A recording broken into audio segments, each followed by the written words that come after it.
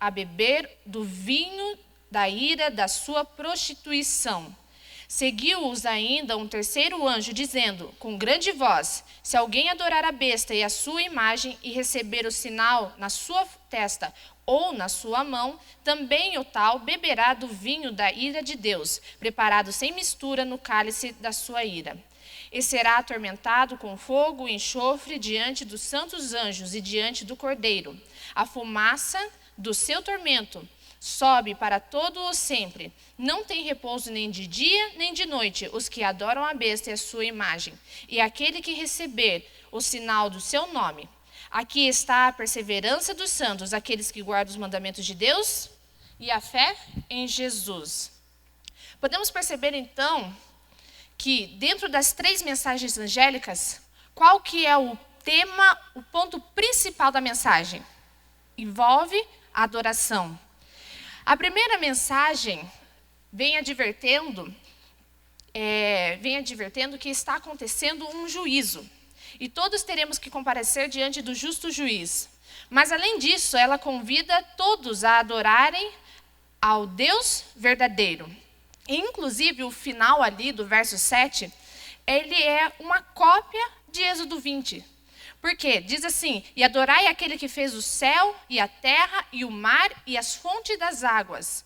E está diretamente ligado, então, ao 4º mandamento, que é justamente que trata do sábado. A segunda mensagem angélica fala da queda de um sistema religioso que tem por base o engano, inclusive em sua adoração. E a terceira mensagem angélica, finalmente, nos adverte para que não adoremos esse falso sistema religioso. Portanto, as 3 mensagens angélicas nos trazem uma mensagem central, que é a adoração. E nesse conflito, nós não estamos neutros. E à vista disso, como a lição na parte de domingo afirma, todos adoramos alguma coisa. A adoração apropriada é tão importante que se torna central às questões dos últimos dias, antes da segunda vinda de Cristo. Portanto, a educação cristã precisa incluir a questão da adoração, o que ela é, como adoramos, por que ela é importante e quem adoramos. E as respostas a essas perguntas foi o que a lição trouxe ao longo da semana. Então, a pergunta que fica é, o que é adoração? Se nós não entendermos isso, não vamos conseguir entrar a fundo no estudo da lição. Então, o que é adoração? Como saber se eu sou um adorador verdadeiro ou não? A Bíblia traz, então, os 3 tipos básicos de adoração que nós estávamos conversando. Em João, o primeiro tipo em João 4, 23, 24. Quem quiser abrir novamente, nós não vamos ler, porque já lemos. Mas ali fala, então, sobre a questão de uma adoração em espírito e em verdade. Ou seja, uma adoração verdadeira. A adoração verdadeira é aquela oferecida ao verdadeiro Deus, de uma maneira ou uma forma específica, que veremos mais à frente também. O segundo tipo de adoração está em Deuteronômio 8, verso 19. Abram lá a sua Bíblia. Deuteronômio, capítulo 8, verso 19. Está ali contido o segundo tipo de adoração que a Bíblia nos apresenta. Deuteronômio 8, versos 19 diz assim: Mas se te esqueceres do Senhor teu Deus e andares após outros deuses, servindo-os e adorando-os, protesto hoje contra vós, que certamente perecereis. Então nós vemos aqui que há uma questão de apostasia. E a adoração que é mostrada aqui é uma falsa adoração, uma adoração falsa. E a adoração falsa é aquela que é oferecida aos falsos deuses. Porém, irmãos, esse tipo de adoração, ele não é tão perigoso quanto o terceiro tipo que nós vamos ver. Pela razão de haver no terceiro tipo uma linha muito tênue entre o que é certo e o que é errado. Então, o terceiro tipo de adoração nós encontramos lá em Marcos capítulo 7, versos 6 e 7. Abram lá, Marcos capítulo 6, versos 6 e 7.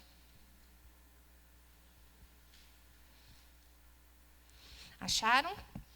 Diz lá: respondeu-lhe Jesus: bem profetizou Isaías a respeito de vós, hipócritas, como está escrito: este povo honra-me com os lábios, mas o seu coração está longe de mim.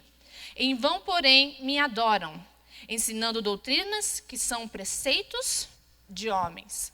Então, irmãos, a terceira adoração é aquela adoração vã, inútil ou errada. É aquela adoração oferecida ao Deus verdadeiro, mas da forma que ele não aceita, ou seja, aquela adoração que não serve. Certo? Então vamos recapitular os 3 tipos de adoração. A adoração verdadeira é aquela oferecida ao verdadeiro Deus e de forma que ele quer, que ele aceita. A adoração falsa é oferecida a falsos deuses. E a adoração vã, oferecida ao Deus verdadeiro, mas de uma forma que ele não aceita. Tá, então voltamos à pergunta. O que é adoração? Então, no final do 3º parágrafo, o autor da lição, ele nos traz o conceito. O que mais amamos, aquilo em que mais concentramos nossa atenção e pelo que vivemos, é o que adoramos. E agora vamos pensar num exemplo prático. Hoje, na pandemia, o que mais enfrentamos, seja num supermercado, num banco, qualquer lugar, são o quê? Filas. E eu pergunto para você, é gostoso ficar numa fila? Naquele sol, ou às vezes numa chuva? Não é gostoso. Mas tem certas pessoas que, apesar de estar numa situação dessa, elas não se importam.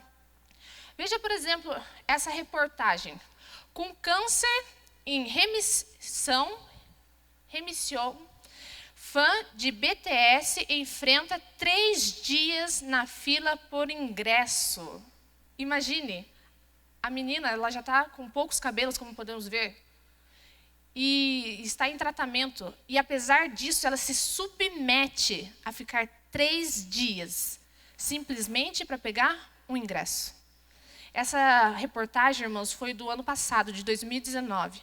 E nós vemos outros exemplos também em campos de futebol, outros tipos de show, pessoas que ficam dias, horas, madrugadas, simplesmente para serem o quê? Adorar os seus ídolos.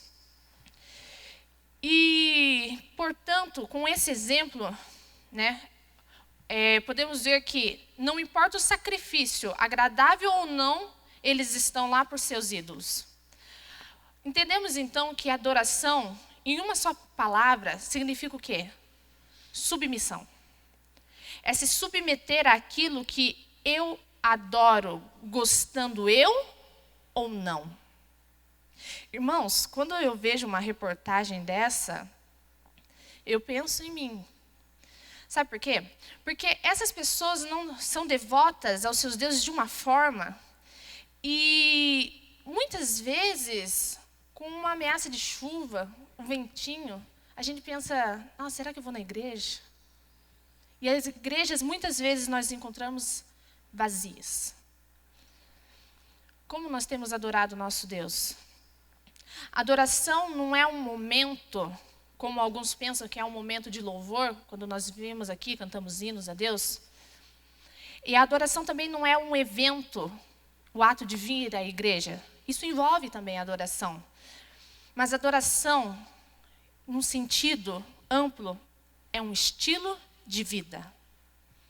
A lição nos trouxe o exemplo de 3 jovens amigos de Daniel, que mesmo frente à morte, mantiveram-se firmes na fé e não titubearam, guardando, porém, estritamente os mandamentos de Deus. Quem são os verdadeiros adoradores, então? Como lemos lá em Apocalipse 14:12, os que guardam os mandamentos de Deus e têm a fé em Jesus. Um dos objetivos da lição da educação cristã é que os filhos aprendam a confiar em Deus e guardem os seus mandamentos. E a parte de segunda-feira nos traz justamente isso, que os transmitissem a seus filhos. As duas perguntas, a 3 e a 4, com base no Salmo 78, que não vamos ler para ganharmos tempo, nos questionam o seguinte: qual é a mensagem essencial do Salmo 78? Como ela se encaixa em toda a questão da educação e da adoração? E a terceira, examinando o Salmo 78, quais lições específicas os pais deviam ensinar aos filhos? Qual era o objetivo final dessa educação? A mensagem é de obediência, então, a Deus. O propósito da educação é fazer com que os filhos temam a Deus, e é uma missão especial dos pais ensinar a verdade aos filhos e descendentes, mas principalmente vivê-la. Porque uma ação fala muito mais que palavras. A parte de terça-feira, em espírito e em verdade.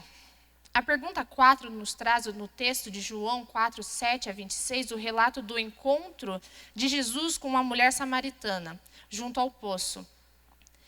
Então, a pergunta é: o que Jesus disse à mulher acerca da adoração? Como eles entraram nesse assunto? Em João, vamos ler especificamente, novamente, esse verso, João 23 e 24, diz lá: mas a hora vem e agora é, em que os verdadeiros adoradores adorarão o Pai em espírito e em verdade, porque o Pai procura a tais que assim o adorem. Deus é espírito, e importa que os que o adorem em espírito e em verdade. A pergunta da mulher era então: onde devemos adorar? E Jesus responde: nem neste monte, nem em Jerusalém adorareis o Pai, em João 4, 21. E diz nesses versos que lemos aqui de 23 e 24, Deus é espírito. E quando Jesus diz que Deus é espírito, ele diz que Deus não está restrito a um local. Porque antes, os judeus pensavam muito, a adoração é somente no templo. O enfoque sempre era esse. Então, ou seja, a adoração deve ocorrer aonde estivermos. Como assim? Quando pensamos em adoração, a gente lembra sobre santuário, sobre o templo.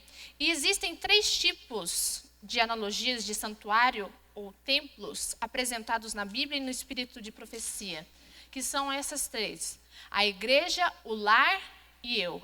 Eu como o templo do Espírito Santo. Então, nós devemos adorar nesses 3 âmbitos: no âmbito social, familiar e pessoal. Você com Deus, no seu quarto, ali em oração.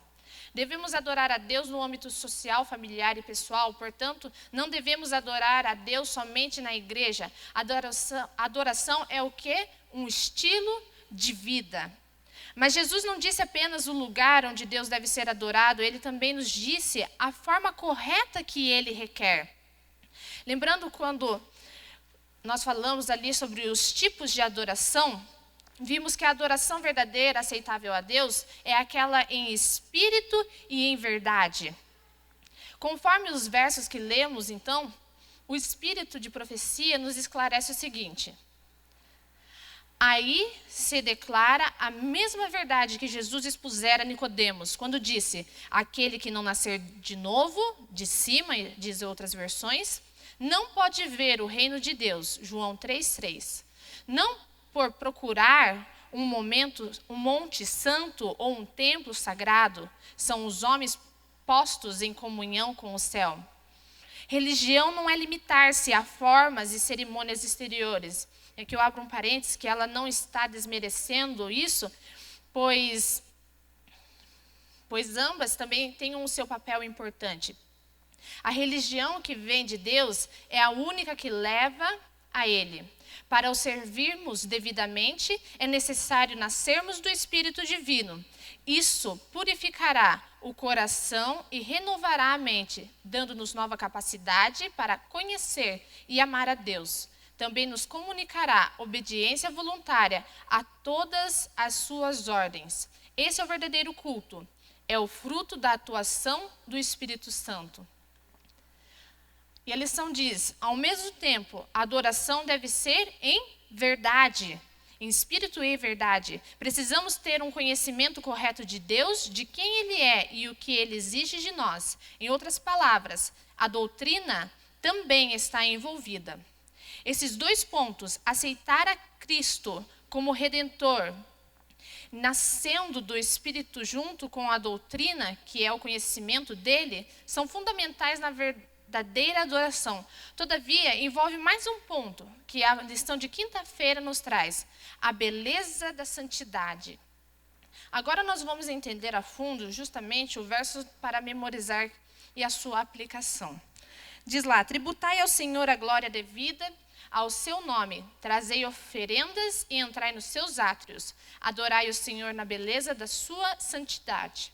Então, na primeira parte ali diz que para tributar, ou seja, prestar, render ao Senhor a glória. O que é glória? São honras, louvores, o reconhecimento de sua grandeza como Deus e nosso Redentor. A segunda parte diz para nós trazermos oferendas. Oferendas também pode ser dito como sacrifícios. No antigo Israel, a pessoa levava um cordeiro para ser sacrificado.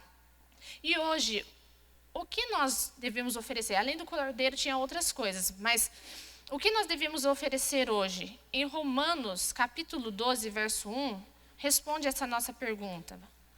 Vamos ver lá, Romanos, capítulo 12, verso 1, diz lá: portanto, rogo-vos, irmãos, pela compaixão de Deus, que apresenteis vossos corpos como sacrifício vivo, santo e agradável a Deus, que é o vosso culto racional. Ou seja, pela compaixão, misericórdia, remissão em Jesus Cristo, devemos apresentar nossa vida, o nosso culto racional, em razão do seu sacrifício por nós. O verso continua dizendo onde apresentar também. E diz lá: entrai nos seus átrios, ou pátio. E é interessante que o pátio é o primeiro compartimento do santuário. E hoje na nave da igreja, a parte onde os irmãos estão, por muito tempo foi considerado também a parte do pátio do santuário. E não devemos levar, irmãos, como simplório, sem importância, porque o estabelecimento dessa forma de organização tem lições e implicações importantes a nos ensinar. No parágrafo 1º da lição, diz: o local de adoração era o tabernáculo, onde Deus havia habitado com o antigo Israel, e onde o plano da salvação lhes havia sido revelado. Portanto, Jesus e o plano da salvação, prefigurados no serviço do tabernáculo, deviam ser centrais à adoração e à educação. E para finalizar essa parte do verso, a terceira parte diz: adorai ao Senhor na beleza da sua santidade. E diz lá, na meditação Exaltai, página 316, o Senhor deseja que sua igreja revele ao mundo a beleza da santidade. Ela deve demonstrar o poder da religião cristã. O céu deve refletir-se no caráter dos cristãos. Diante disso, a adoração envolve conhecer a Cristo, nascer do Espírito e obedecer a Deus, refletindo-o assim em nosso caráter. Parte de quinta-feira: idolatria na educação. No segundo parágrafo da quinta-feira da lição, fala: a verdadeira adoração ao Deus verdadeiro era uma parte importante da proteção aos hebreus diante do perigo de serem apanhados na idolatria e na adoração falsa que os cercava. No entanto, apesar de todas as advertências, eles ainda caíram nas práticas idólatras, contra as quais haviam sido especificamente advertidos. E nós hoje? Por que a adoração ao Deus verdadeiro, relatando tudo o que Ele fez por nós, é também tão importante? Especialmente diante dos perigos da idolatria moderna? Como Israel espiritual, Deus também nos disponibilizou diversas orientações e advertências para que não caiamos no erro. A questão é, temos nós buscado essa luz? Em Testemunhos Seletos, volume 2, página 193, diz: da santidade atribuída ao santuário terrestre, os cristãos devem aprender como considerar o lugar onde o Senhor se propõe encontrar-se com o seu povo. Houve uma grande mudança, não para melhor, mas para pior, nos hábitos e costumes do povo com relação ao culto religioso. As coisas sagradas e preciosas destinadas a prender-nos a Deus estão quase perdendo sua influência sobre nosso espírito e coração, sendo rebaixadas ao nível das coisas comuns. A reverência que o povo antigamente revelava para com o santuário, onde se encontrava com Deus, em serviço santo, quase deixou de se existir completamente. Entretanto, Deus mesmo deu as instruções para seu culto, elevando-o acima de tudo quanto é terreno. Ou seja, o culto a Deus deve ser sagrado, reverenciado da forma que ele requer. Devemos tomar muito cuidado para não estarmos introduzindo tradições, costumes, cultura, ensinos humanos e a nossa própria vontade acima das verdades bíblicas que trazem a vontade de Deus. Adoração é, então, submissão. Eu, gostando ou não, devo fazer porque é certo. E para fecharmos o estudo, na parte de sexta-feira, o estudo adicional, esse tema, irmãos, é um tema muito amplo, não tem como nós estudarmos ele tudo. Mas eu convido vocês a refletirem sobre o assunto em vossos lares. Então, para finalizarmos esse tema da lição, a lição faz uma advertência àqueles que são mornos espirituais, que não estão dispostos a se examinarem intimamente. Em Dons Espirituais diz: aproximam-se de Deus com os lábios, enquanto seu coração está longe dele. Esses enganam-se a si mesmos, elevam outros ao engano, por prestarem uma adoração, como nós vimos, vã. Que eu e você não sejamos pedras de tropeço.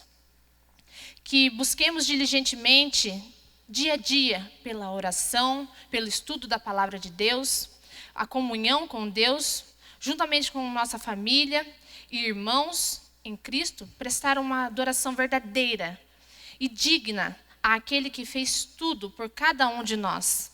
Sejamos, portanto, principalmente submissos à vontade de Deus, quer no comer, no vestir, no proceder ou qualquer outra coisa, façamos tudo para a honra e glória do nosso Deus, aquele que fez tudo por cada um de nós.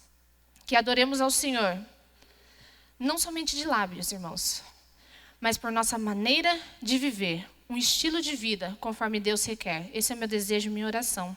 Amém.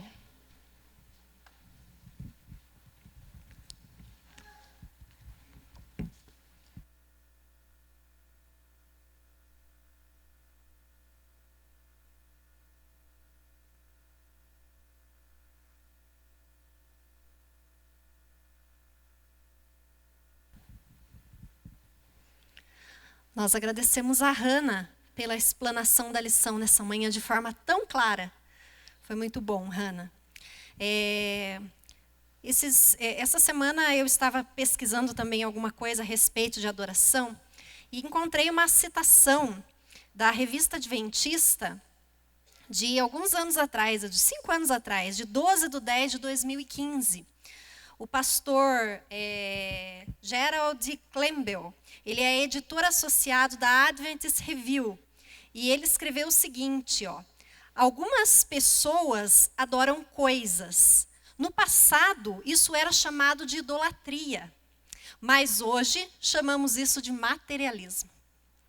Quando eu li essa frase, eu fiquei preocupada, porque nós estamos tão imersos numa sociedade tão materialista, que eu fiquei pensando na minha vida, nos meus interesses e naquilo que eu verdadeiramente busco. E eu gostaria de levar você à reflexão nessa manhã. Às vezes nós achamos que idolatria é o ato que acontecia na antiguidade, onde eles adoravam ídolos. E isso também faz parte da idolatria. Mas aqui nós vemos o materialismo na nossa sociedade como sendo considerado idolatria, sinônimo de idolatria. E pergunto você, a quem você tem adorado? Como você tem adorado? Como a Hannah enfatizou, a nossa igreja, a igreja dos últimos dias, ela será diferente das demais. Ela será a igreja eleita do Senhor, o povo santo, aquele que adorar de fato ao Senhor em espírito e em verdade. A quem você tem adorado? Onde está o seu coração? E eu convido você, com esse pensamento, a encerrar a nossa escola sabatina com o cantar do hino de número 91. Jesus é melhor.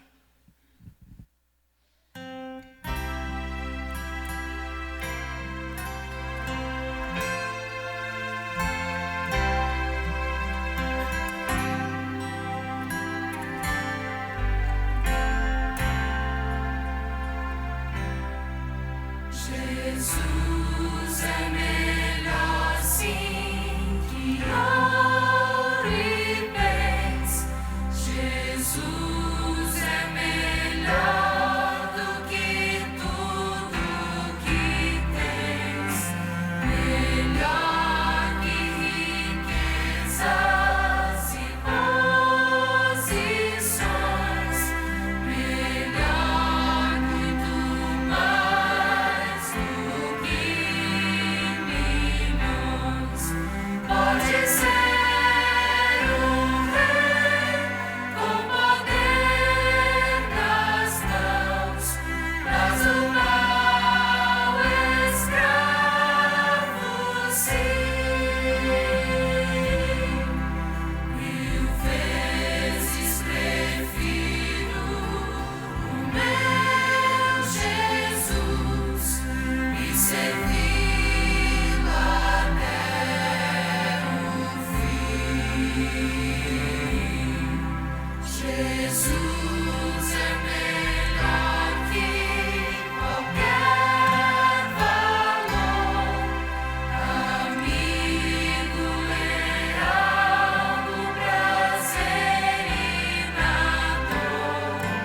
Melhor do que tudo, Ele é pra mim. Melhor que qualquer amigo, enfim.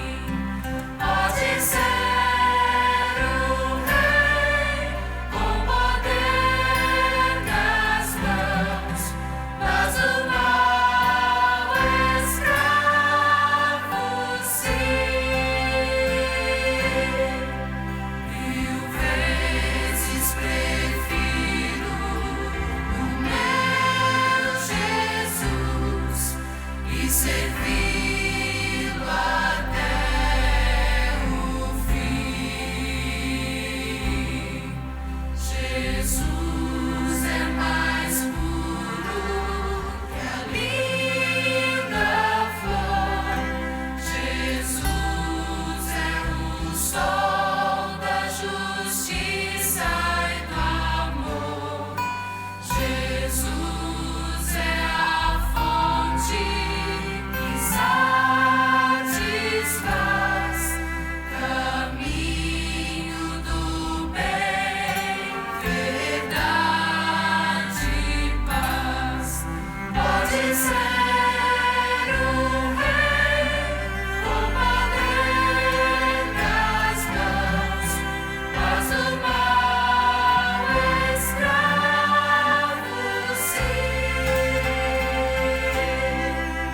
1000 vezes prefiro o meu Jesus e servi-lo até o fim.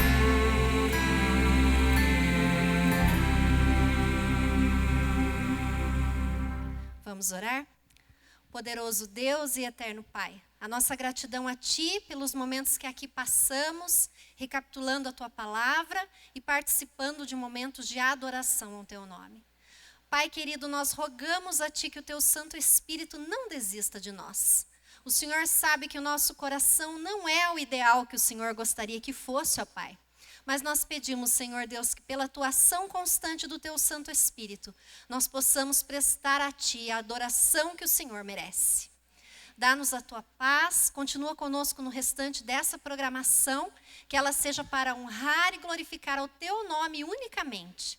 Nós oramos, pedimos e agradecemos no nome de Jesus. Amém.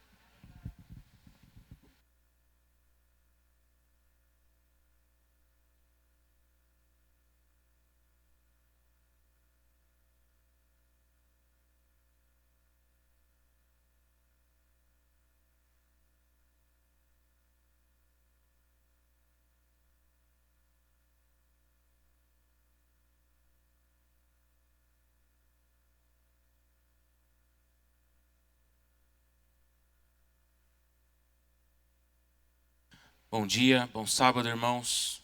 Que bom vê-los aqui. Você que está também na sua casa, assistindo pela internet, muito bom você estar acompanhando aqui a nossa programação. Que Deus abençoe a todos. Estamos vivendo nesse momento de pandemia e já depois de tantos meses, às vezes a gente relaxa um pouco, esquece um pouco. Então eu vou pedir para os irmãos a tomarem cuidado com a máscara. Tem que cobrir tudo, porque a gente, sem querer, pode estar transmitindo, enfim. Temos que tomar os cuidados, porque isso ainda é importante. Então, se você, muito bom que venha, está muito, fico feliz, praticamente todos os bancos têm gente, fico feliz por isso, mas vamos tomar cuidado com a máscara, ok? Para começarmos o nosso culto de adoração, então, eu convido os irmãos a ficarem de pé e nós vamos cantar o hino número 11.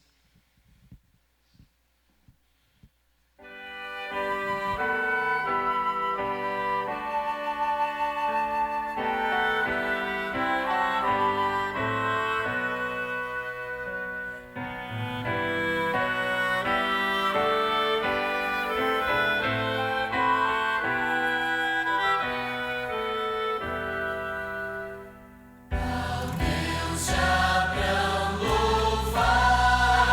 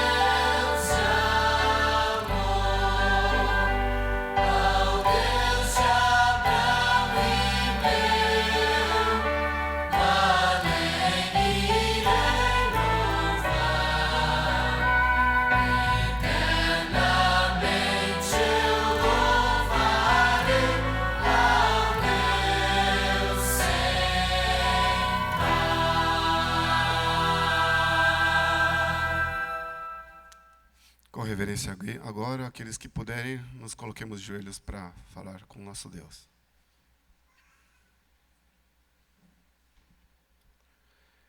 Queremos te agradecer nessa manhã, Senhor, pelas bênçãos que nos tem nos concedido. Queremos te agradecer, Senhor, porque ainda temos o privilégio de poder congregar nesse lugar, te adorar em espírito e em verdade, Senhor. Temos o privilégio, Senhor, de ouvir a Tua palavra e entender que Tu desejas a nossa entrega completa, alma, coração e inteiramente a Ti, Senhor. Estamos gratos, Senhor, porque através do sacrifício do Teu Filho, temos a oportunidade de não só Te adorar perfeitamente, como também, Senhor, nos prepararmos para um dia nos encontrarmos contigo nas mansões celestiais. Estamos gratos, Senhor, porque mesmo em dificuldades, Tu tens guiado o Teu povo nesse caminho ao céu, tem nos abençoado, tem nos dirigido e queremos, Senhor, cumprir o propósito que tem colocado para cada um de nós na nossa vida, Senhor. E nessa manhã pedimos que continues conosco, o Santo Espírito tocando o nosso coração, que ao ser aberta a Tua palavra, venha a calar fundo, Senhor, no nosso coração, para que haja mudanças verdadeiras, entregas para Ti, Senhor. Abençoa Teu povo aqui em Tararé, nesta igreja, na face da terra. Senhor, nos ajuda a cada dia a ser melhores, nos acompanhe e nos abençoe. É o que te pedimos em nome de Jesus. Amém, Senhor.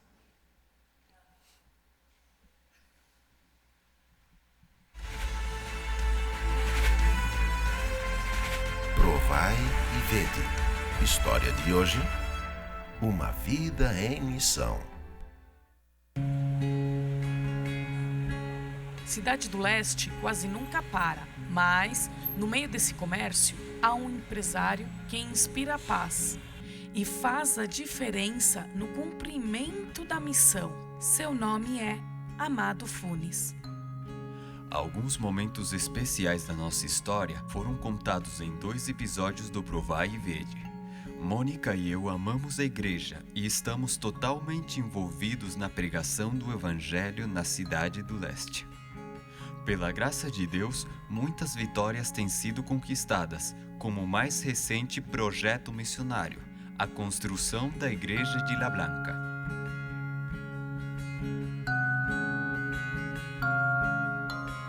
Decidimos nos mudar de casa para viver num bairro onde não havia igreja adventista.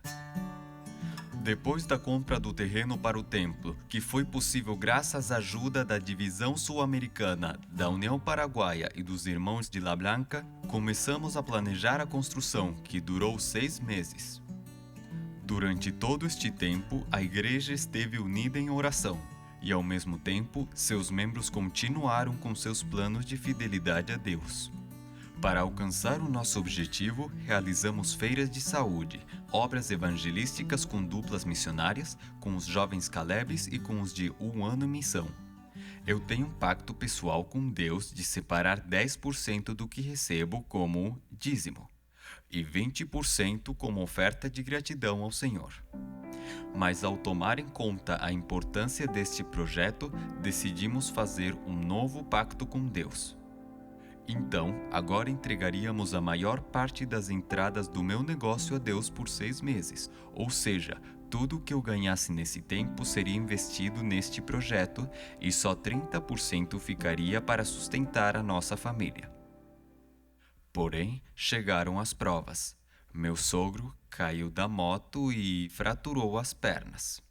E tivemos que levá-lo à Cidade do Leste para que realizasse uma cirurgia. Enquanto o meu sogro era atendido, aproveitamos para fazer um check-up na minha sogra, que também estava na Cidade do Leste. E lhe detectaram um câncer. Foi um grande golpe, um segundo golpe na nossa família. Enquanto isso, continuávamos a construção da Igreja de La Blanca. Graças a Deus, meu sogro saiu da cirurgia, recebeu alta e agora nos restava a seguir o tratamento da minha sogra. O detalhe no caso dela é que o tumor que detectaram nela era grande.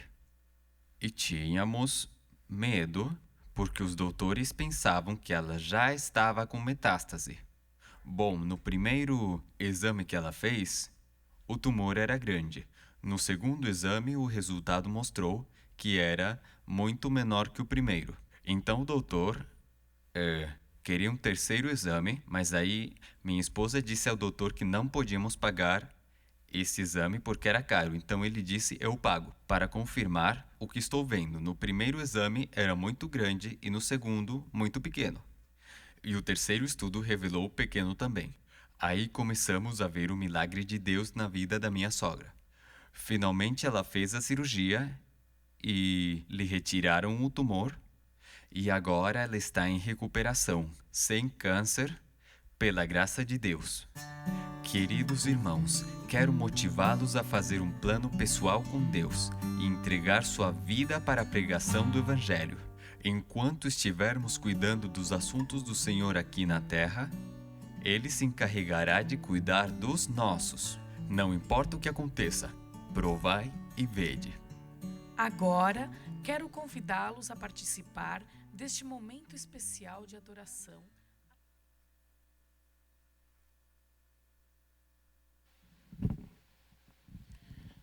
Linda história de fé. Nós não temos agora aquele momento onde as salvas iam sendo passadas e todos nós tínhamos oportunidade. Mas na entrada tem uma caixa, aquela que está escrita Amigos de Oração, é o local onde você vai colocar a sua oferta, o seu dízimo.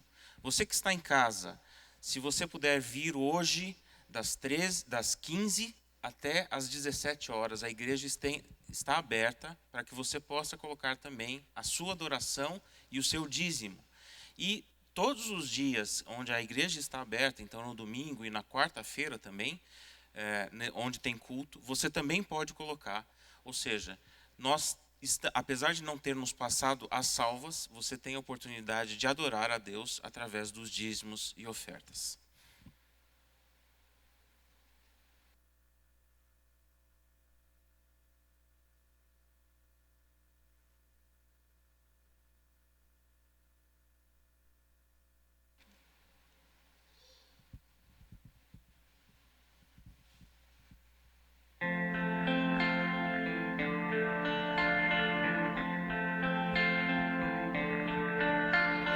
Pai, eu quero te amar, tocar no teu coração e me derramar aos teus pés. Mais perto eu quero estar, Senhor, e te adorar com tudo que eu sou e te render glória e aleluia. Aleluia, aleluia,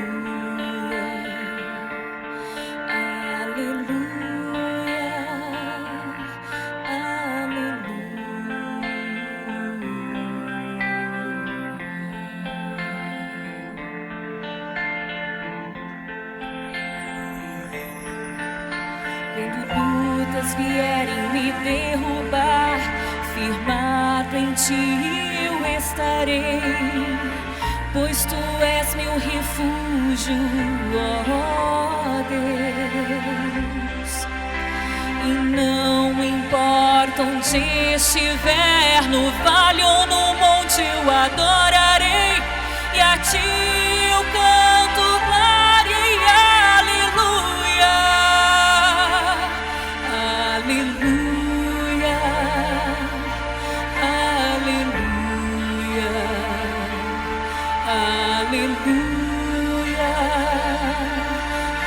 aleluia,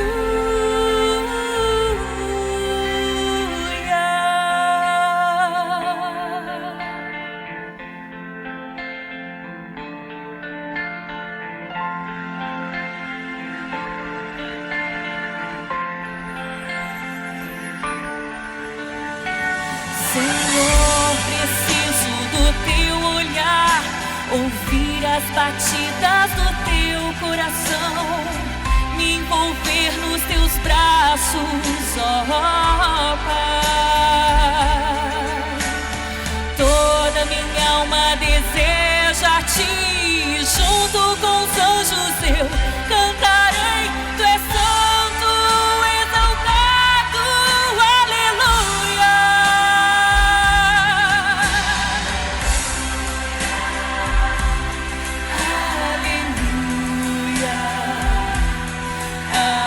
Aleluia,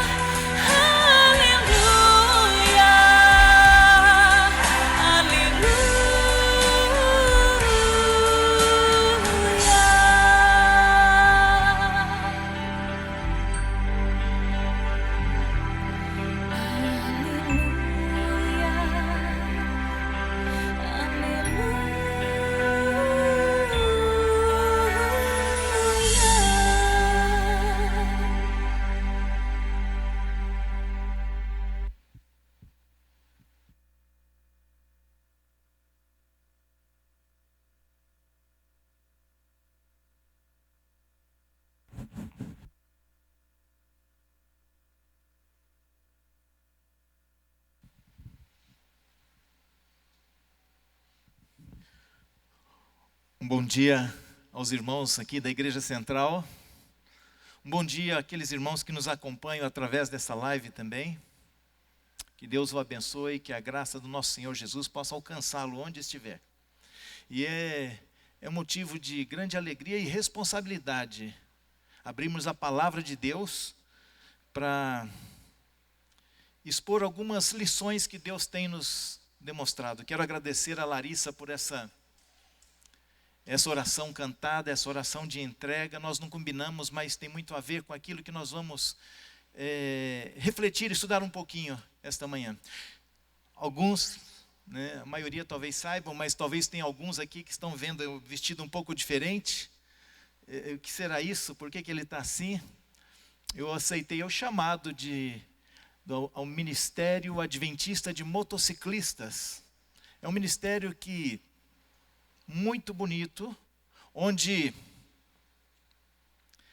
você tem várias atividades, inclusive atividades sociais, mas o principal foco é atingir uma classe de pessoas que talvez não viriam até a igreja, que são os motociclistas. Eles sofrem alguns preconceitos também, quando às vezes nós vemos eles de barba, cabeludo, tatuagem, e as pessoas, alguns olham e têm até medo, né? Mas vocês não têm ideia da irmandade que existe dentro desse meio. Vou contar um segredinho, eu vou falar baixinho para não expor. Às vezes a irmandade que nós encontramos no meio dos motociclistas, desses que a gente encontra cabeludo, tatuado e assim por diante, às vezes é maior do que a irmandade que encontramos dentro da igreja. O que é dele é de todo mundo. Ele nunca te viu, nunca encontrou com você. Mas o dia que ele te encontra e te conhece, ele te dá comida, te dá banho, te dá uma cama para você dormir, dá a casa dele para você ficar. Isso já aconteceu comigo. Fizeram isso comigo, né? Isso é normal no meio motociclístico. Mas nós precisamos levar a mensagem de esperança a essas pessoas. E nós enfrentamos um desafio durante esse período de pandemia, porque desde março, que aí foi começaram as quarentenas, e nós tínhamos que ficar em casa, e de lá para cá, nenhum desses motoencontros aconteceram mais. E quando eu estava ali, no meio deles, eu ia, levava minha barraca, levava o colchão de ar, dormia lá, nesse evento com eles. Você faz amizades com essas pessoas, você entrega uma literatura, você tem a oportunidade de testemunhar, como lá eu tive a oportunidade de falar de Jesus para várias pessoas. É interessante. Se a gente analisar, é mais ou menos o que Cristo fez conosco. Ele veio até aqui, porque estávamos perdidos, para nos resgatar, para nos trazer de volta para o teu reino. E nós alguém tem que ir até eles, para mostrar essa esperança, esse sacrifício, essa salvação que é Jesus Cristo. E nesse período foi assim, como algo começou assim, apertar o nosso coração. Como nós vamos trabalhar, como nós vamos ficar esse período, atingir essas pessoas, levar a esperança para essas pessoas, levar o evangelho para essas pessoas, se nós não podemos nos encontrar. Mas começaram as lives, né? E eu falei assim, e agora? Só que quando eu pertenço a vários grupos no Facebook de motociclistas, tem grupos de 30 mil pessoas, 30 mil motociclistas, grupo de 40, 50 mil. E eu falei assim, e se a gente fizesse uma live? Mas sabe qual é o problema? Nas regras, normalmente, de todos esses clubes, ali não pode, entre algumas coisas, não é proibido, política. Se você colocar alguma coisa, independente, se você, como é que fala, defende esse ou aquele, você pode ser bloqueado e excluído do grupo. Outra coisa que é proibida é religião. Como que se prega pela live? Aí nós entramos em contato, passamos uma semana orando, antes de entrar em contato com o administrador desse grupo, de um desses grupos. Num dia antes, ainda um dos grupos colocou lá, aqui não se fala em religião, não se fala em... Falei assim, puxa vida, esse aí já não dá. Nós vimos um outro, tinha 52 mil membros, coração apertado na hora de falar, e entrei em contato com ele, falei assim, olha, nesse momento que nós estamos vivendo,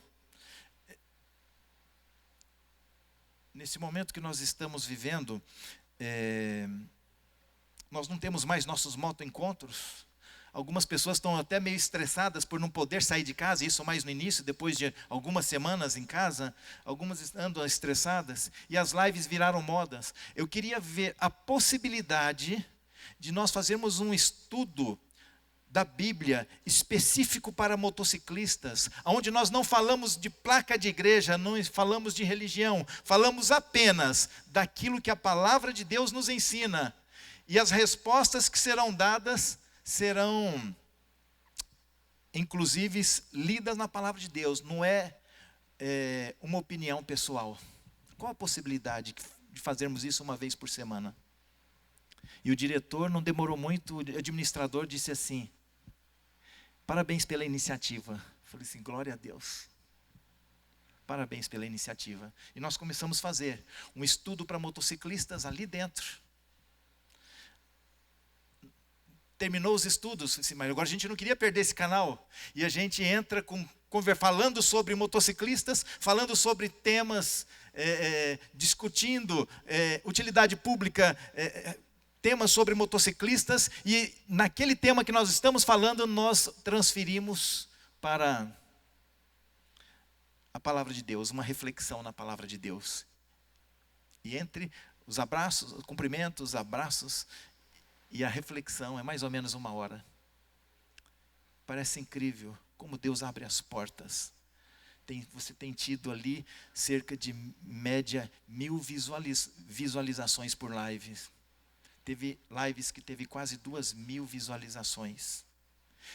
Existem pessoas que entram em contato, já tem meu WhatsApp, fizemos amizade sem nos conhecermos pessoalmente, mas pedindo oração, pedindo conselhos, orando através do celular. Deus tem aberto as portas, independente da situação que nós nos encontramos. E aí eu falo, olha, nós temos um livro que eu gostaria de presentear a vocês. Esse é o livro, A Maior Esperança. É o mesmo livro que você tem distribuído, mas com uma capa diferente, uma capa específica para motociclistas. Aqui tem uma moto, aqui tem uma estrada, um caminho, que o final dela parece que é no alto, é no céu. E as pessoas têm pedido semanalmente. Nós temos mandado uma série de livros pelo correio. Um desses, semana que vem, estará com o nosso capelão nacional na igreja de Hortolândia. Eu tive a oportunidade de conhecê-lo em Cotia, numa dessas viagens de moto, agora esses dias. E Deus tem aberto as portas, querido. Orem por esse ministério. Esse não é o tema. só para vocês conhecerem o que é esse trabalho, ter uma noção de como esse ministério trabalha. E eu queria convidá-los a abrir a palavra de Deus no livro de Gênesis. Essa é uma reflexão que alguns dias atrás eu assisti em uma dessas lives e me senti tocado para falar sobre esse mesmo tema. Não sei se de repente alguém ouviu essa live, vocês vão ter que me aguentar. Tá certo? Eu peço desculpas, mas vão ter que me aguentar um pouquinho. Vou ser bem rápido. Mas eu gostaria de refletir sobre a mensagem de Gênesis no capítulo 22. Algumas lições de um tema, de uma história tão conhecida no nosso meio. Gênesis no capítulo 22, a partir do verso 1. Eu gostaria de pedir nesse momento, feche os olhos para falarmos com Deus mais uma vez. Pai querido, muito obrigado pelo seu amor e pela sua misericórdia. Obrigado também, ó Pai, porque o Espírito Santo tem trabalhado diariamente em nossas vidas. E, Senhor, suplicamos que nesse momento Ele fale em nossos corações.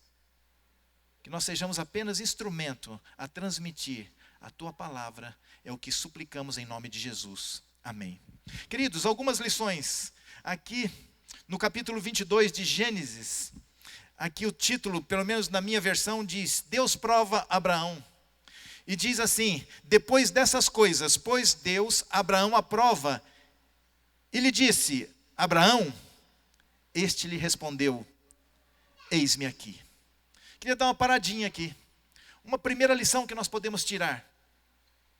Abraão era um homem que estava à disposição de Deus. Você percebe que quando Deus fala Abraão, Ele diz: eis-me aqui. Ele responde imediatamente. Às vezes nós levamos um tempo para responder, né? Às vezes levamos algumas horas, às vezes levamos alguns dias, anos, às vezes décadas para responder o que Deus tem falado ao seu e ao meu coração. Mas ele responde imediatamente, isso é disposição. E aí Deus, no verso 2 diz: acrescentou Deus: toma o teu filho, teu único filho Isaque, a quem amas, e vai à terra de Moriá, e oferece-o ali em holocausto sobre um dos montes que te mostrarei. Levantou-se, pois, Abraão de madrugada, e tendo preparado o seu jumento, tomou consigo 2 de seus servos e a Isaque, seu filho. Rachou a lenha para o holocausto e foi para o lugar que Deus lhe havia indicado. Queridos, que pedido estranho é esse que Deus fez? Você não acha? Que pedido estranho. Eu estou olhando aqui para Kátia, com seu filho ali meio que deitado, com a cabeça no seu colo. Se Deus falasse: Kátia, toma esse teu filho e oferece em sacrifício. É difícil se colocar nessa hora no lugar de Abraão. É difícil. Às vezes a gente se coloca no lugar de várias pessoas, mas se colocar no lugar de Abraão, neste momento em que Deus pede o seu filho em sacrifício. E interessante que ele conhecia a posição de Deus a esse respeito. Algumas pessoas querem dizer assim: olha, ele seria capaz Deus seria capaz de permitir a morte de Isaque, e depois, quem sabe, fazer um milagre, trazer de volta, ou então dar um outro filho. Eu falo para vocês, biblicamente, isso não seria possível. Primeiro, aqui está dizendo que Deus prova a Abraão, é um teste que Deus está fazendo. Segundo, você vai fazer mais um teste, até onde vai esse teste? Marca aqui, deixa marcado, e vai até Jeremias. Jeremias no capítulo 19. Jeremias no capítulo 19 e o verso 5. Veja só o que Deus fala a respeito dessa atitude de sacrifícios de filhos. Ele diz ali no capítulo 19, verso 5, diz assim: e edificar os altos de Baal, para queimarem os seus filhos no fogo em holocausto a Baal, o que nunca lhes ordenei, nem falei, nem me passou pela mente. Queridos, isso é impossível para Deus. Isso jamais passou pela mente de Deus. Era apenas um teste. Abraão não sabia que era só um teste. Abraão não sabia. Hoje nós conhecendo a história, todo o contexto, nós sabemos disso. Assim como nós sabemos na história, o contexto da história de Jó. Mas eles não sabiam. E essa era a maior dificuldade. É quando você não tem conhecimento do que está por trás. Você tem duas opções. Ou aceitar a ordem de Deus, ou rejeitar. E aqui Abraão diz que de madrugada, ele chama dois de seus servos, ele chama Isaque, ele prepara a lenha, ele prepara tudo o que precisa, e os jumentos, e sai. Se era um pedido tão estranho, se Abraão, ele sabia qual era a vontade de Deus, por que ele obedeceu? Ele se relacionava com Deus e sabia que era Deus que estava falando com ele. Será que eu tenho um relacionamento com Deus a ponto de ter certeza que é Ele que fala comigo? Será que eu vivo essa experiência, essa intimidade pessoal com Deus diariamente para saber se é Ele ou não que está falando comigo? Porque Abraão sabia. E é isso que lhe partia o coração. Porque ele sabia que era Deus que estava falando. Embora ele não soubesse onde isso ia dar, embora parecesse absurdo, ele escolheu obedecer. Assim como ele disse no início a sua resposta: eis-me aqui. No verso 4 diz assim: ao terceiro dia, entenda que do verso 3 para o verso 4, tem um espaço de 3 dias. Ele sai de madrugada, ele prepara, ele chama o servo, Isaque, prepara a lenha, prepara os jumentos, tudo que precisava levar. E aí fala, ao terceiro dia, eu fico imaginando que viagem terrível essa. Eu acredito que foi os 3 dias mais tristes, mais terríveis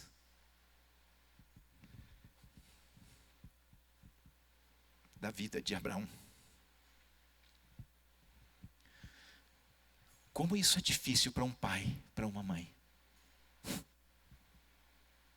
Talvez os 3 dias, talvez não.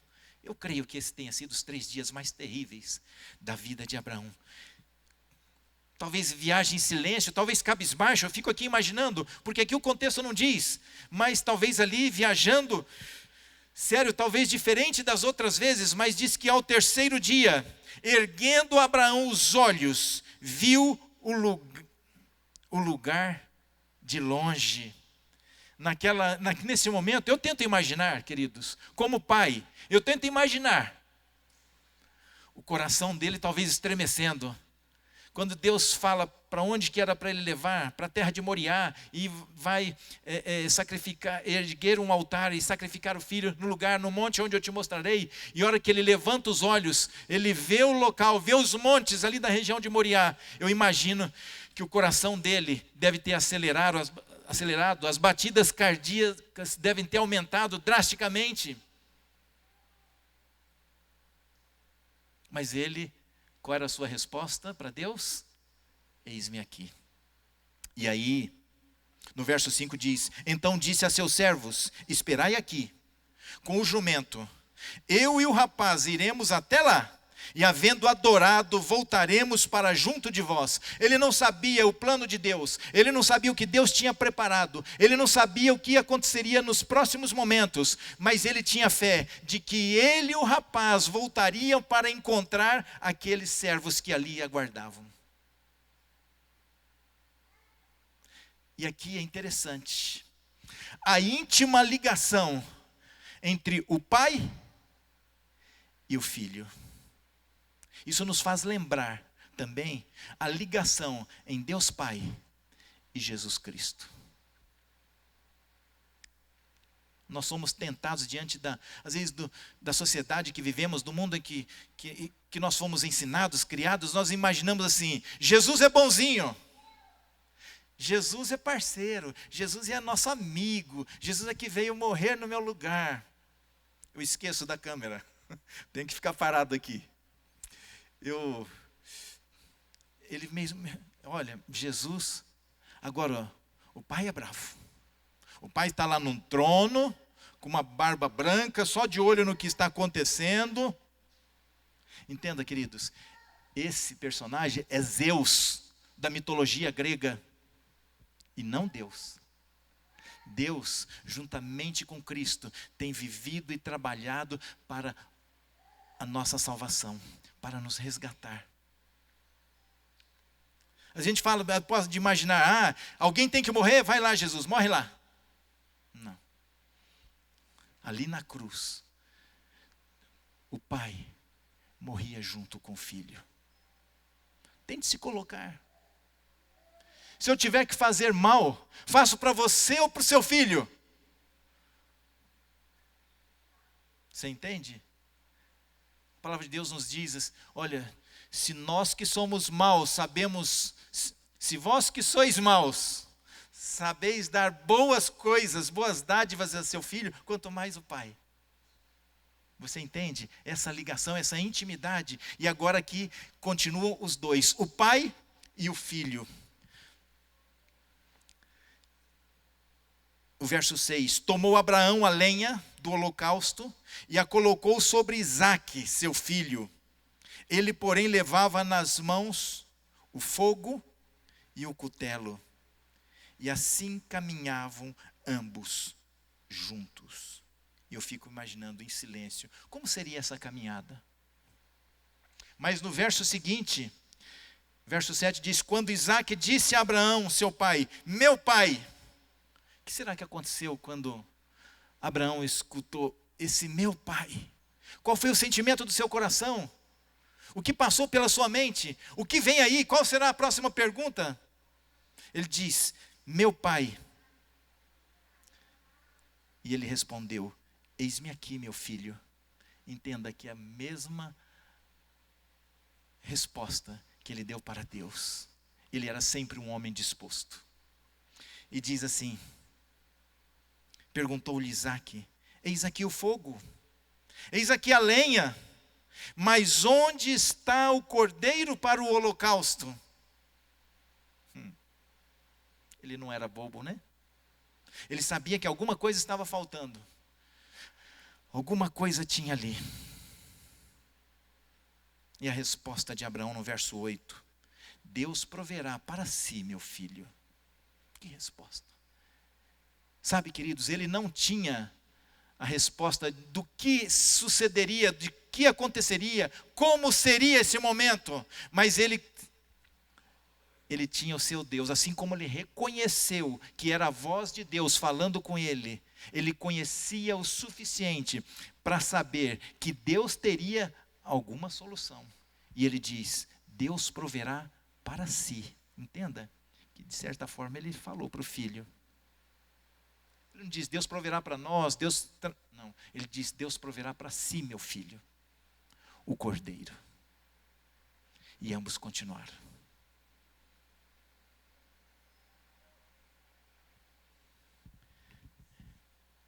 Interessante que quando chega no lugar, ele ergue o altar, ele arruma a lenha. Eu fico imaginando ele falar assim, meu filho, você é o cordeiro. Você é o cordeiro.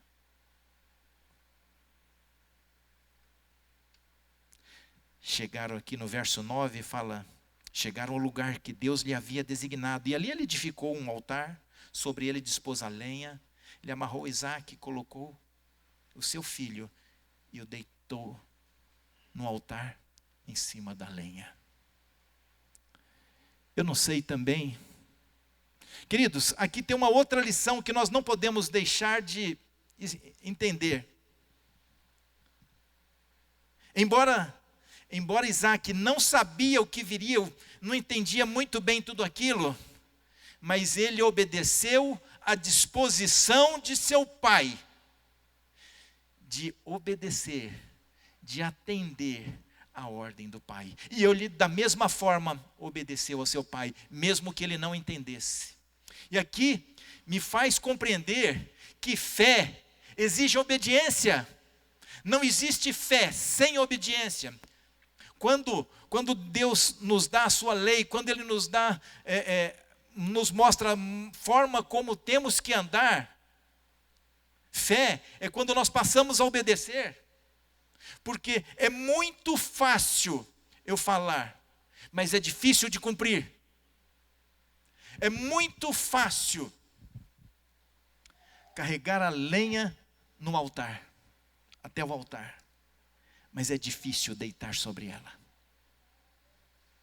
É muito fácil caminhar 3 dias no deserto, mas é difícil atender a ordem de Deus. Quando nós olhamos para tudo isso, às vezes nós falamos assim, mas, nossa, eu nunca tinha percebido dessa forma. É Deus falando comigo, que lição maravilhosa. É Deus falando comigo, mas não adianta nada a lição ser maravilhosa se eu não estiver disposto a obedecer. Você compreende? Eu tenho que estar disposto a obedecer o Pai. E ele segue em frente e diz assim, no verso 10, e estendendo a mão, tomou o cutelo para imolar o filho, mas do céu lhe bradou o anjo do Senhor, Abraão, Abraão. E qual a resposta de Abraão? Pela 3ª vez, eis-me aqui, Senhor. Isso é disposição, isso é fé, é estar disposto a obedecer. Às vezes nós encontramos verdades que a vida toda a gente imaginou que fosse diferente, mas é a palavra de Deus, não é o William que está falando, não é o ancião da igreja, não é o pastor, mas é a palavra de Deus que está falando, e eu descubro essa algo novo que eu não tinha compreendido, talvez eu tivesse aprendido de forma diferente durante toda a minha vida, mas aí, que lindo, mas lindo é quando eu estou disposto a me deitar no altar. Mas aí a gente argumenta, mas Senhor, ou então você fala assim, William, isso exige muito sacrifício. Exige. Imagine no sacrifício de Isaac, deitado ali. Alguém que, adolescente, rapazinho, novo, não sei a sua idade exatamente, mas tinha a vida toda, talvez seus planos pela frente, como ele faria, o que seria, o que construiria, o que herdaria de seu pai. E ele percebe que durante alguns minutos, em alguns momentos adiante, tudo isso irá parar, porque a sua vida irá se findar. Mas ainda assim, ele estava disposto. Ele viu o sofrimento do pai, porque o pai não fez isso sorrindo. O pai, eu imagino que com lágrima nos olhos, mas mais ainda, com o coração partido, lágrimas no coração, ele seguiu em frente. E lembrando de sua mãe que estava lá, como ela receberia tudo isso, mas ainda assim, ele obedeceu. Você vê? É um grande sacrifício? É. Mas fé exige obediência. E aí quando nós lemos o verso 11 fala, mas do céu bradou o anjo do Senhor, Abraão, Abraão, e ele respondeu, eis-me aqui. No verso 12 diz, então lhe disse, não estendas a mão sobre o rapaz e nada lhe faças, pois agora sei que temes a Deus, porquanto não me negaste o filho, o teu único filho. Deus não sabe todas as coisas? Sabe? Por que Deus precisava fazer esse teste com Abraão? Será que esse teste era para Deus saber? Será que esse teste não era para talvez próprio Abraão, que talvez pudesse estar colocando o filho, seu filho da velhice, o filho que veio através de um milagre porque sua esposa era estéril, e ele passou talvez a amar mais esse filho do que a Deus? Não sei, talvez, pode ser. Talvez esse teste seja para mim e para você, para que nós entendamos que mesmo com sacrifício, eu tenho que estar disposto a exercitar a minha fé através da obediência. E continuando, o verso 13: tendo Abraão erguido os olhos, viu atrás de si um carneiro preso pelos chifres entre os arbustos. Tomou Abraão o carneiro e ofereceu em holocausto em lugar de seu filho. Às vezes a tristeza, a angústia nos impede de ver que o cordeiro está logo atrás, ali do nosso lado, pertinho de nós. Você já pensou sobre isso? Talvez as dúvidas, a tristeza, as incertezas nos impede de ver que ele está tão próximo de nós. Mas ele viu ali no arbusto, preso aos arbustos. Quem foi a salvação de Isaac naquele momento? O cordeiro, o carneiro ali.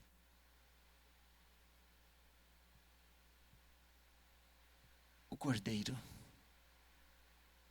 Foi o cordeiro. Quem é a minha e a sua salvação? Um cordeiro. João Batista, quando viu Jesus, disse: eis o cordeiro de Deus que tira o pecado do mundo. Larissa vai cantar. É isso mesmo? A Larissa vai cantar para nós. Mas eu quero pedir que você compreenda que Cristo é o Cordeiro. Cristo é o substituto. Assim como naquele momento o Cordeiro foi o substituto de Isaac. O Cordeiro de Deus é o meu e o seu substituto. É Ele que veio para nos salvar, para morrer no nosso lugar. E é Ele que está à disposição, fazendo um chamado para você também. Será que você está disposto a dizer: eis-me aqui, Senhor? Eu não estou compreendendo o teor desse chamado, mas se é tu me falando, eu aceito. Eu não sei onde isso vai dar, mas se é o Senhor me falando, eu aceito. Parece absurdo, eu não posso compreender, eu não vejo a luz do outro lado, mas se é o Senhor me falando, eu aceito, eu obedeço. Isso é fé. A fé se comprova através da obediência. Depois que ela cantar, eu quero pedir para que você, se você está disposto a dizer: eis-me aqui, e tentar exercer essa fé através da obediência à ordem de Deus na sua vida, eu quero pedir para que você se coloque de pé. Assim como Abraão, Deus sabe a sinceridade do seu coração. Mas por que eu preciso ficar de pé? Para que o inimigo também saiba da sua decisão. Para que ele não se glorie dizendo: esse aqui é do meu lado. Mas a partir do momento que você se coloca de pé, ele sabe, ele percebe que você se coloca nas mãos e do lado do exército de Cristo. Amém? Ao final, durante o hino, ou no final dele, se é esse o seu desejo, às vezes a sua oração fecha: mas eu não sou como Abraão. Peça a Deus que lhe dê a fé que você precisa. Se esse é o seu desejo, coloque-se de pé para orarmos juntos.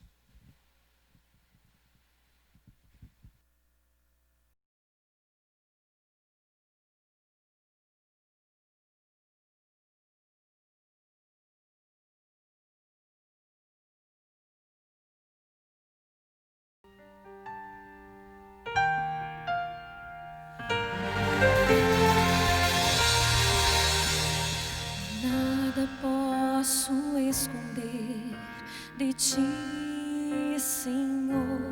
O teu olhar revela quem eu sou. Só tu podes ver dentro do meu coração. Ainda tenho tanto pra mudar. Tento dar um passo em tua direção. Eu tento segurar na tua mão. Se eu tomar as asas da alva e voar, se eu habitar no extremo do mar, eu sei que até ali a tua mão me guiará. Tua destra me susterá, Senhor. Tua destra me susterá. O teu olhar me encontrará, Senhor. Teu olhar me encontrará.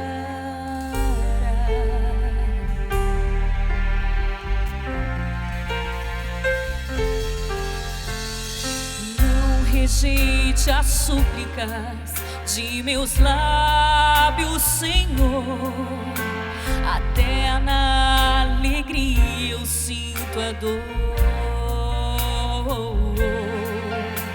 Sou um vaso quebrado, vem restaurar-me então. Cura as feridas, dá-me o teu perdão. Leva minha vida muito mais além do que eu possa imaginar.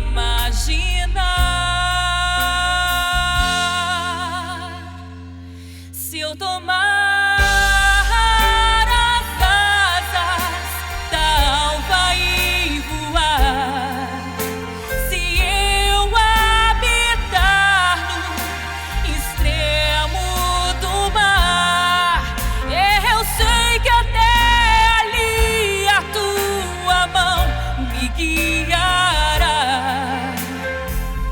Tua destra me susterá, Senhor. Tua destra me susterá. O teu olhar me encontrará, Senhor. Teu olhar me encontrará.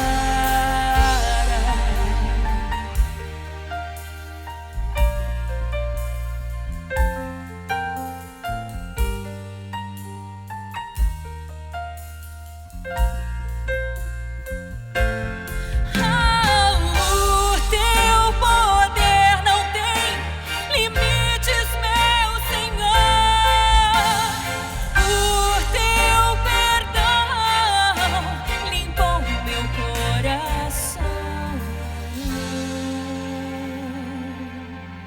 Se eu tomar as asas da alva e voar, se eu habitar no extremo do mar, eu sei que até ali a tua mão me guiará. Tua destra me susterá, Senhor. Tua destra me susterá. O teu olhar me encontrará, Senhor. Teu olhar me encontrará.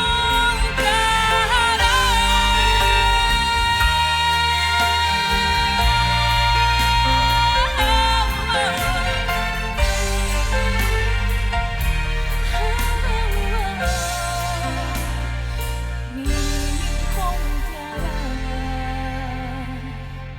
Senhor.